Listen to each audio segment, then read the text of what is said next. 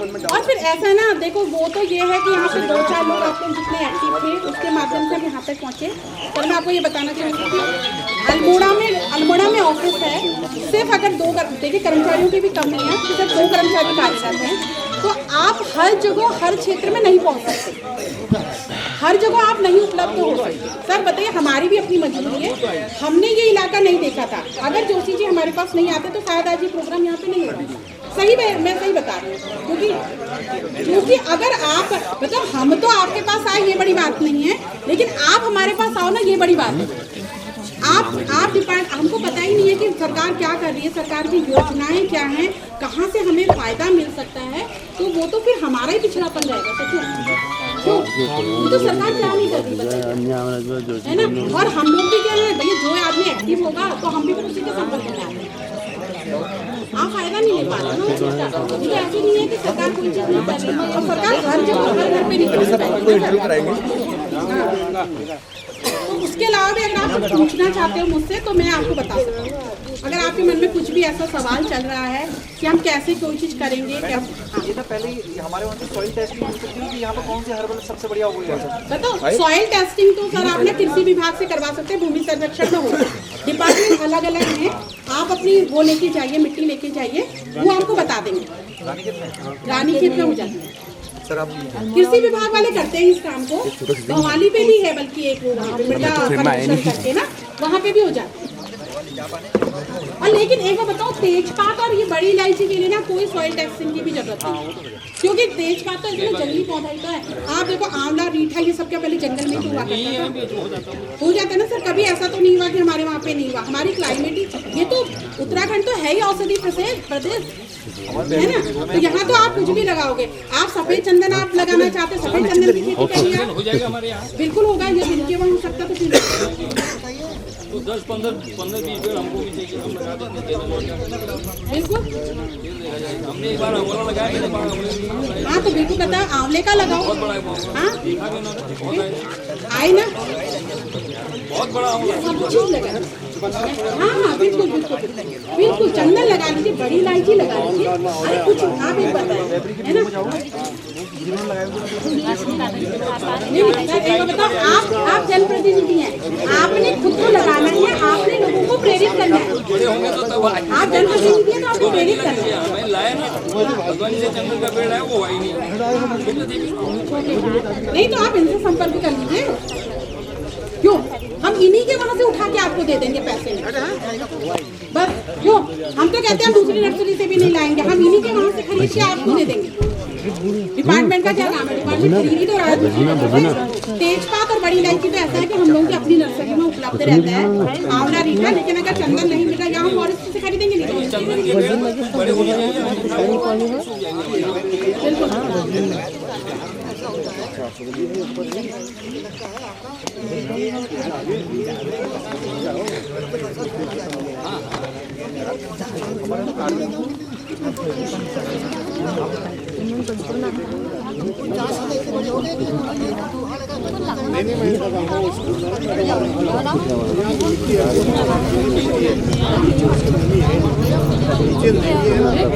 लगाओ, रीठा लगा लो, आंवला लगा लो।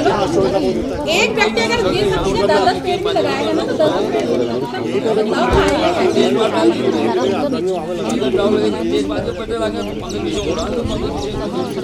बिल्कुल। और आप ही नहीं लगाना, आपने अपने गाँव को भी प्रेरित करना,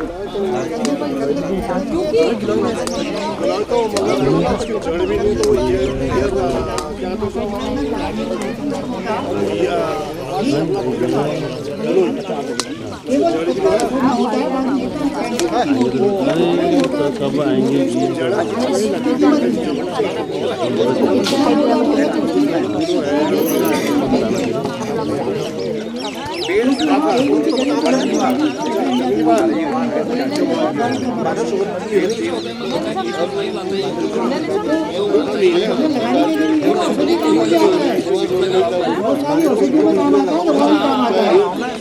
और इसके अलावा तेल बनता है, उसमें तब बनता है जब खुशबू आनी शुरू हो जाती है।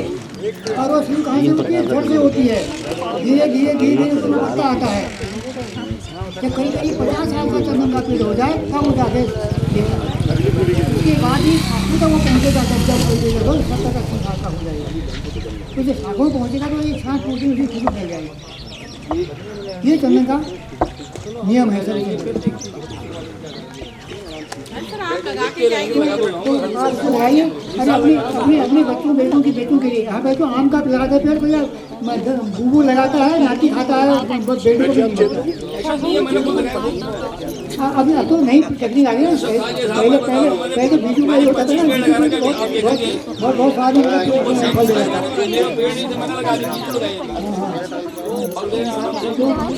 संबंध के लिए औषधि पौधों के लिए मैं है वो रोज मेरी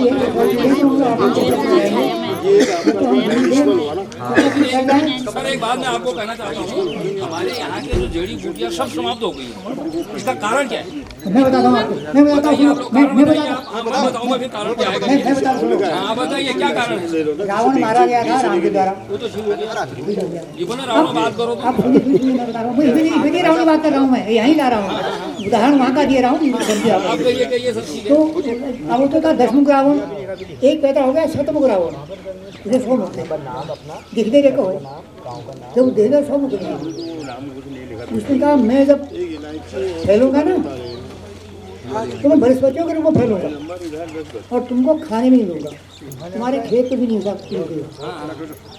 आज वो बृहस्पति आप देख रहे हैं हमारे यहाँ उग रही है, वही 7 रावण पैदा हो रहा है। एक पौधा काली एक बात नहीं, एक पौधा काली डंडी वाला होता है यहाँ पर यूपेटोरियम, इसका अंग्रेजी नाम है। हाँ वो पहले एक पौधा होता है फिर इतना बड़ा होता है। सब ये बीज नीचे को बहते हैं, उसका बीज ऊपर को बहता है। भी देखो तो लैंटर ना हुआ तो यूपेटोरियम हुआ, पूरी भी है। हाँ नहीं होता कभी। सबसे ज्यादा मैंने ये देखा, मैं अपनी बात है, मैं गाँव में ही रहा हूँ, इधर रहा हूँ, बचपन से ही रहा हूँ और देखते रहा हूँ। इतनी हमारे यहाँ औषधियाँ होती थी, मैं खुद लाता था औषधियाँ, सारी चीजें मतलब पे मैं जानता भी हूँ, ऐसी कोई जड़ी बूटी से संबंधित बहुत सारा मतलब पे। आज एक नहीं है, कारण क्या? पूरी एक पौधा आपको नहीं मिलेगा जब जहाँ पूरियाँ हैं, एक दवाई आपको नहीं मिलेगी, औषधियाँ पेड़ नहीं मिलेंगे। मैं खुद इसका देखा हूँ, मैं आपको बता रहा हूँ। ये जितनी जड़ें जितनी बीमारी की जड़ें आ रही हैं, जितनी बीमारी की जड़ें आ रही हैं, ये सब वनस्पतियों को आ रही है। 30 वनस्पतियाँ आ गई हैं, कितना फैल रही हैं और सारा होने वाला जो वनस्पति को और उनको दमने से खत्म कर दिया। रावण ऐसे फैल रहा है, रावणी का वंशज से सारे ये। मैं आगे जाता हूँ। इसके अलावा जमीन में तिपत्तियाँ है अभी हो रही, तिपत्तियाँ आता है। अंग्रेज महिलाएं चटनी खाने की जड़ निकालती है भूमि जैसी। किसकी? तिपत्तियाँ जी, तिपत्तियाँ होता है मुझे औषधि का माथा है वैसे मतलब तिपत्तियाँ 3 पत्ते वाला। अरे अच्छा हाँ होता है। इतना फैल रहा है कि खेत में कुछ हो नहीं दे रहा है। आप निकालते रहिए सारे का तो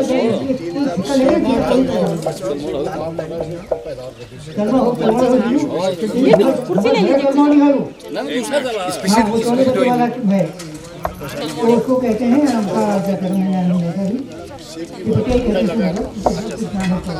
तो वो ये चीज़ें घाटे को फैल रही है, वो हमारी कृषि को सब खत्म कर रही है। तो मेरा निवेदन है कि अब हम इससे कैसे बचें। अगर कृषि हम नहीं कर पाएंगे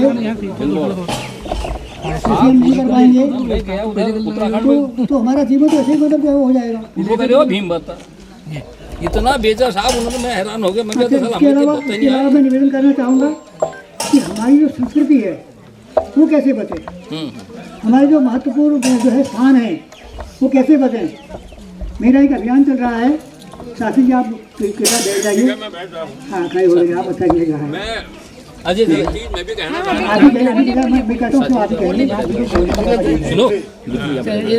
मैं कह रहा हूँ कि हमारी संस्कृति जो है यहाँ पे आ जाइए। नहीं आप यहाँ पे आ जाओ। आप थोड़ा यहाँ बैठ जाए, यहाँ आ जाइए, यहाँ आ जाइए, यहाँ आ जाइए गुरुजी। बैठ आप बैठ। तो मेरा निवेदन ये है, शास्त्री जी मेरा प्रणाम। शास्त्री जी को तुम्हारी आदरणीय है और विद्वान है उनको मैं नमन करता हूँ। तो हमारी जो संस्कृति है, मैं इस पर काम कर रहा हूँ कि उत्तराखंड में राम कहाँ कहाँ आए थे। ऐसी पावन भूमि हमारी जहाँ राम आए थे, मैं ये सिद्ध कर रहा हूँ और आप भी माने कि हाँ ये सिद्ध बिल्कुल।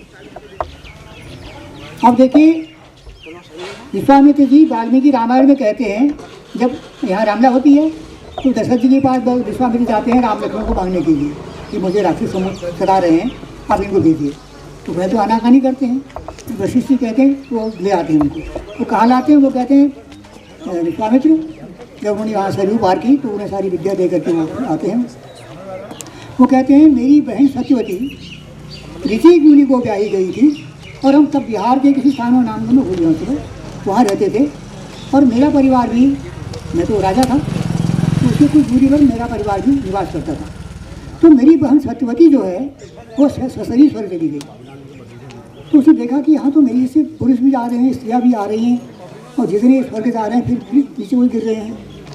जिनकी आयु पूरी होगी वहाँ स्वर्ग के पूरे होंगे तो फिर सीढ़े पुण्य में तो लोग आ भी सकती। अब पुण्य सीढ़ होगे तो नीचे आना है।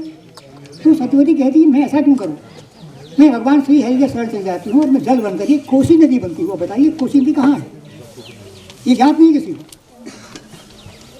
इसका नाम कोसी क्यों पड़ा? क्योंकि ब्रह्मा के पुत्र कुशनाभ थे, कुशनाभ के कुश हुए, कुश के गाधे हुए, गाधे के विश्वामित्र, विश्वामित्र की बहन सत्यवती हुई जो ससरी स्वर्ग गई और कौशिकी नदी बन करके, क्योंकि उनका कुछ वंश है इसलिए कौशिकी नदी आज यहाँ बह रही है। वो क्या है? विश्वामित्र की बहन। अब बताइए कितना पवित्र स्थान हमारा है उत्तराखंड। तो इसको यही लोग, हम लोग यहाँ नहीं जानते बहुत से लोग। अब रामगंगा नाम क्यों पड़ा, पश्चिमी रामगंगा क्यों बनी? तो पश्चिमी रामगंगा में ही विश्वामित्र जी कहते हैं मैं कोसी नदी के समीप ही पश्चिम दिशा में रहता हूँ। और उन्होंने यज्ञ कहाँ किया? मासी में, जहाँ राम की पादुका है। ताड़िका वध कहाँ हुआ? ताड़िका कहाँ थी? असुरगढ़ी में, जो वहाँ से 25 किलोमीटर असुरगढ़ी है, वो राक्षसों की गढ़ी है, तो वहाँ ताड़िका रहती थी।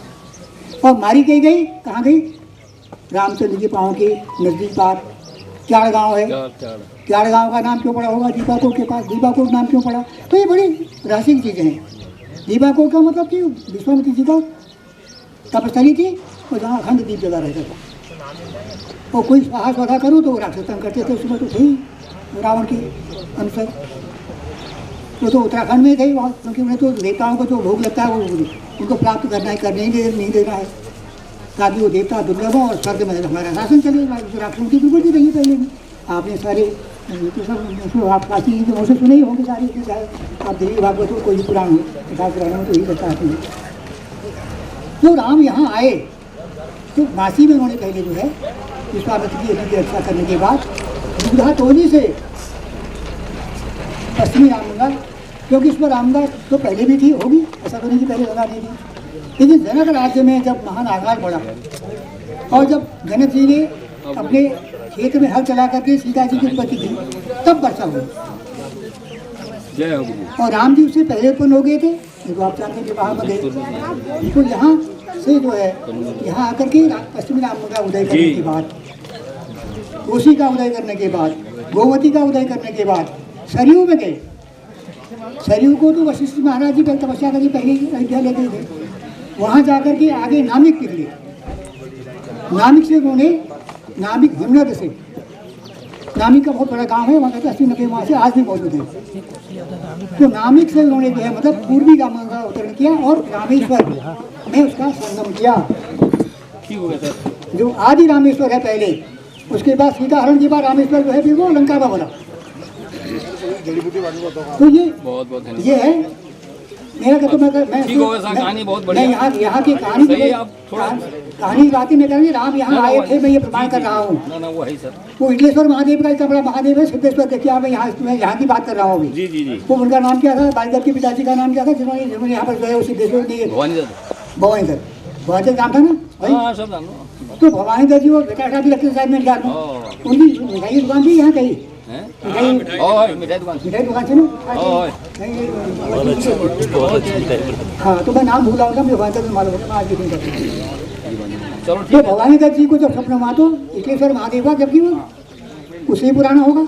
अब शिवलिंग वहाँ बहुत स्थित है। मैं सोचता हूँ कि आज जो है बिल्कुल वहाँ जाकर उसको देखा लीजिए, फोटोग्राफ ले पूरे इंडिया में 3 है ये। उत्तर भारत में है ये भाई, पहला यही है। हाँ, ऐसे इतना शिवलिंग बड़ा लिंग है। यही ऐसा मंदिर एक दक्षिण भारत में हाँ, है दक्षिण भारत में। और एक यहाँ है।